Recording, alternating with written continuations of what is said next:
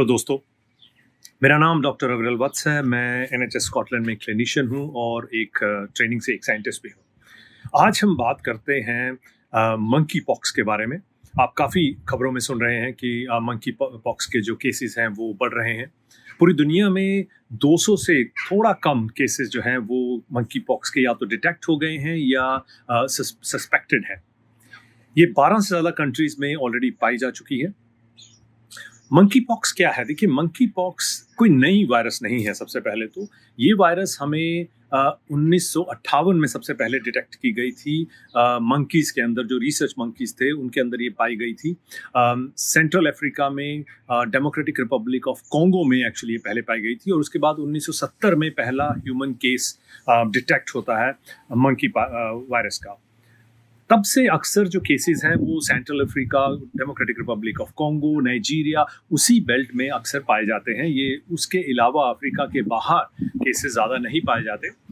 US में 2003 में एक छोटी सी आउटब्रेक हुई थी जो कि माना जाता है कि एक रोडेंट से या इन्फेक्शन जो था वो शायद शुरू हुआ था, लेकिन वो तब कंटेन कर ली गई थी। उसके बाद यूके में भी केसेस पाए जाते रहे हैं। 2018 में, 19 में, 21 में छोटे छोटे 10 से कम के करीब जो हैं वो केसेस पाए गए हैं और उन सब का जो लिंक था वो नाइजीरिया से ट्रैवल करने वाले जो थे लोग, उनके अराउंड ही वो पाया गया है। अब ये चिंताजनक बात थोड़ी ये है क्योंकि जैसा मैंने कहा 200 के करीब जो केसेस होने जा रहे हैं और ये अलग अलग देशों में हैं और इसके जो कनेक्शन है वो ट्रैवलर्स के साथ इतना ज़्यादा जो है वो नहीं है। जैसा कि यूके में इसको एक कम्युनिटी जो ट्रांसमिशन है वो यहाँ पे शुरू है, यहाँ पे वो चल रहा है। ये एक चिंता का विषय है। मंकी पॉक्स जो होती है वो एक पॉक्स वायरस है, जैसे इसका नाम बताता है। ये स्मॉल पॉक्स जो हमने बहुत पहले इरेडिकेट कर दी थी, खत्म कर दी थी, उसी फैमिली में ये मंकी पॉक्स भी आती है।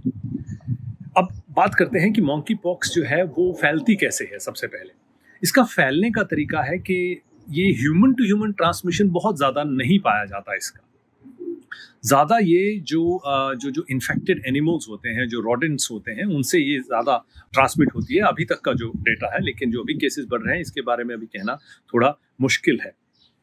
जो ट्रांसमिशन है वो जो आपकी त्वचा होती है उसमें कुछ भी डिसरप्शन हो, वो चाहे आपको ना भी दिखे, जो खरोंच आई हो जो आपको शायद ना भी दिखे, उसके थ्रू भी ये ट्रांसमिट अंदर आपके शरीर के जा सकती है। सांस लेने की जो अपनी जो रेस्पिरेटरी सिस्टम है, जैसे कि कोविड या कोरोना वायरस जो है वो अंदर जाती है, उसी तरीके से ये भी अंदर जा सकती है।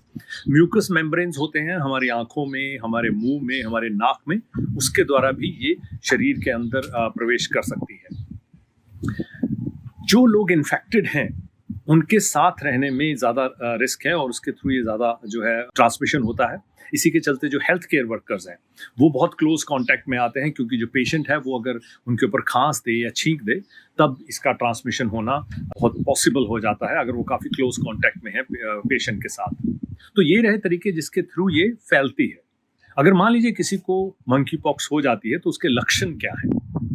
देखिए, लक्षणों में जैसे फ्लू के लक्षण होते हैं, पहले तो इसका जो इंक्यूबेशन पीरियड है वो 5 से लेकर 20-21 दिन तक रहता है। मतलब एक बार आपके अंदर इन्फेक्शन चला गया तो उसके बाद 5 से 21 दिन तक इसके लक्षण हो सकते हैं, ये बीमारी कर सकती है। जो इसके लक्षण है उसमें सबसे ज़रूरी है, या शुरू में जो शुरुआती लक्षण है वो हैं बुखार रह सकता है, जैसे वायरल के लक्षण होते हैं। बुखार रह सकता है, हेडेक रहेगा, सर में दर्द रहेगा, मांसपेशियों में दर्द रहेगा, थकावट, एक जनरल थकावट रहनी शुरू हो सकती है। लो बैक पेन, पीठ का दर्द रह सकता है। इसके साथ साथ आपको कमजोरी महसूस हो सकती है कि जो कि इसके शुरुआती लक्षणों में भी आती है। इसमें ज़रूरी चीज़ ये है कि इसमें जो लिम्फ ग्लैंड्स होते हैं, जो आपके गले में, जबड़े के नीचे, कई बार गले के और हिस्सों में, आपकी कांखों में और नीचे ग्रोइन एरिया में, जांघों के पास छोटे छोटे ग्लैंड्स होते हैं, वो फूल सकते हैं।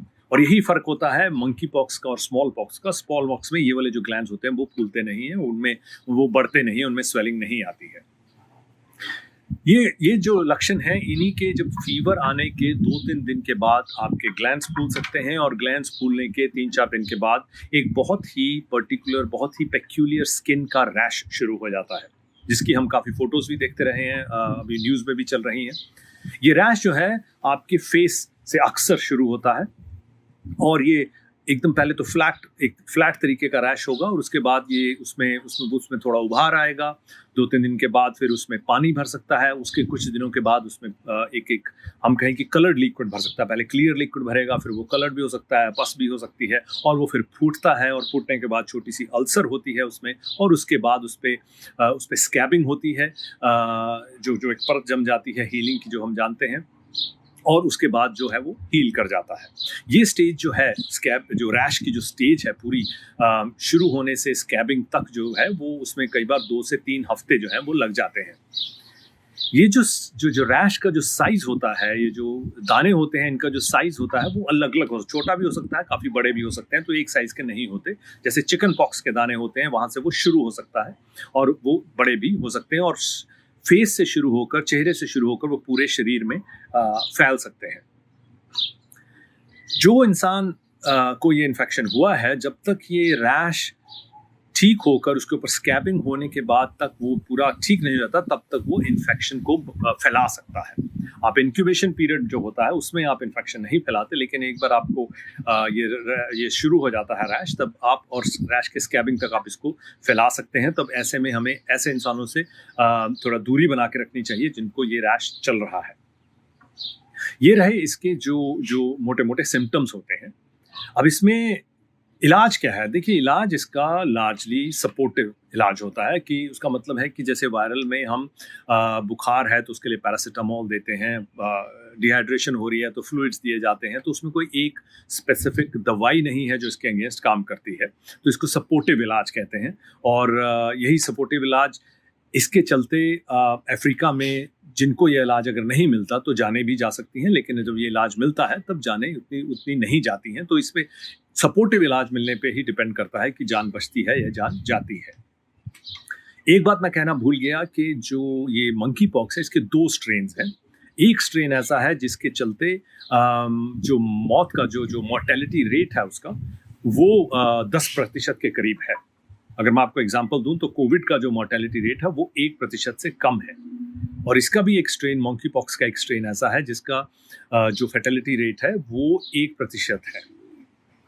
तो इसका मोर्टेलिटी रेट कोविड से ज़्यादा है, लेकिन ये उस लेवल उस तेज़ी से ट्रांसमिट नहीं होती है। ह्यूमन टू ह्यूमन ट्रांसमिशन वैसे भी थोड़ा रेयर पाया गया है, पुराना, हिस्टोरिकली स्पीकिंग। अब आगे किस तरह से ये वायरस इवॉल्व कर रही है, क्या इसमें चेंजेस आए हैं जो हम इतने बड़ी मात्रा में केसेस देख रहे हैं, ये अभी हमें नहीं मालूम। तो इसीलिए ये थोड़ा चिंता का विषय है, तो क्योंकि मोर्टेलिटी रेट भी काफ़ी ज़्यादा है इसका। और इसमें एक बात है कि जो इसके अगेंस्ट इम्यूनिटी है वो इतनी ज़्यादा अब नहीं है, क्योंकि अगर हमें याद हो तो हमने 1980s में स्मॉल पॉक्स को इरेडिकेट कर दिया था। तो स्मॉल पॉक्स की जो वैक्सीनेशन है वो हमें मंकी पॉक्स से भी 85% प्रोटेक्शन देती है। लेकिन क्योंकि कई देशों में अब स्मॉल पॉक्स या नए बच्चों में स्मॉल पॉक्स की जो वैक्सीन है वो दी ही नहीं जाती, क्योंकि वो वायरस इरेडिकेट हो गई, तो उसके चलते मंकी पॉक्स के अगेंस्ट भी हमारे शरीरों में इम्यूनिटी जो है वो इतनी नहीं है। तो इस जैसा कोविड का हाल था कि वो नई वायरस आ गई थी, ऐसा ही कुछ लोगों के लिए बिल्कुल नई वायरस होगी, तो उसके चलते ये खतरा जो है उनके लिए बड़ा है।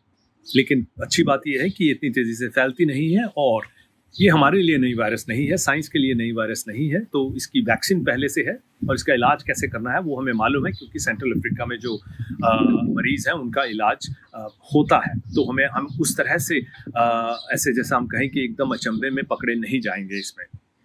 लेकिन हाँ, क्योंकि नई वायरस, मतलब वायरस नए तरीके से कैसे इवॉल्व करती है, ये अभी हमें देखना इसमें बाकी है। इसकी रोकथाम के लिए देखिए, जैसा मैंने पहले कहा, जो हेल्थ केयर वर्कर्स हैं वो ज़्यादा एक्सपोज्ड हो सकते हैं, और उसमें वो जब पेशेंट्स को देखें तो मास्क जो है बहुत ज़रूरी है, क्योंकि किसी का छींकना, किसी का खांसी करना आपके ऊपर रिस्क कर सकता है, और उनको अगर मंकी पॉक्स हुआ हो तो। बाकी हैंड हाइजीन, जो हाथ धोने की जो बात हमारी पिछले 2-2.5 साल से कोविड के पैंडेमिक में चल रही है, वो बहुत ज़रूरी है इसके लिए भी, तो वो भी हमें प्रोटेक्शन दे सकता है। जिन लोगों को स्मॉल पॉक्स की वैक्सीन लगी है पहले से, उनमें कुछ लेवल की प्रोटेक्शन रहेगी, लेकिन क्योंकि जो स्मॉल पॉक्स की वैक्सीन है वो मतलब 10, 20, 30 साल पहले लगी हैं, तो वो जो लेवल है प्रोटेक्शन का वो काफ़ी कम हो जाता है। लेकिन जैसा मैंने कहा ये फैलती इतनी तेज़ी से नहीं है, तो प्लान ये रहेगा कि अगर मान लीजिए कहीं आउटब्रेक्स होती हैं, तो जिन लोगों में आउटब्रेक है उनके अराउंड जो लोग हैं, जो उनके क्लोज़ कॉन्टैक्ट में आते हैं, उनको स्मॉल पॉक्स की वैक्सीनेशन जो है वो दी जा सकती है ताकि ये आगे फैले नहीं। और जो है इसीलिए कई देशों ने जो हेल्थ केयर वर्कर्स हैं, जो ऐसे सस्पेक्टेड केसेस की टेक केयर कर रहे हैं, उनको स्मॉल पॉक्स की जो वैक्सीन है वो उनको दी जा रही है। तो ये है मंकी पॉक्स के बारे में एक संक्षिप्त में आपसे आपके सामने जो जो लेटेस्ट इन्फॉर्मेशन है वो रखी है। डब्ल्यूएचओ इसके बारे में चिंता में ज़रूर है क्योंकि ये फैल रही है और एक नए तरीके से फैल रही है, लेकिन कोविड के हिसाब से जिस तरह से कोविड की हमें चिंता अभी भी है, उस तरह की चिंता इसके बारे में नहीं है। जैसा मैंने कहा कि ये अभी बहुत ज़्यादा नहीं फैली है और ये बहुत तेज़ी से फैलने की क्षमता नहीं रखती है। अगर आपके कुछ और सवाल होंगे, कुछ और प्रश्न होंगे, कुछ सजेशन होंगे, कमेंट्स होंगे, तो मुझे कमेंट सेक्शन में ज़रूर बताइएगा। मैं आपके सवालों के उत्तर देने की पूरी कोशिश करूँगा।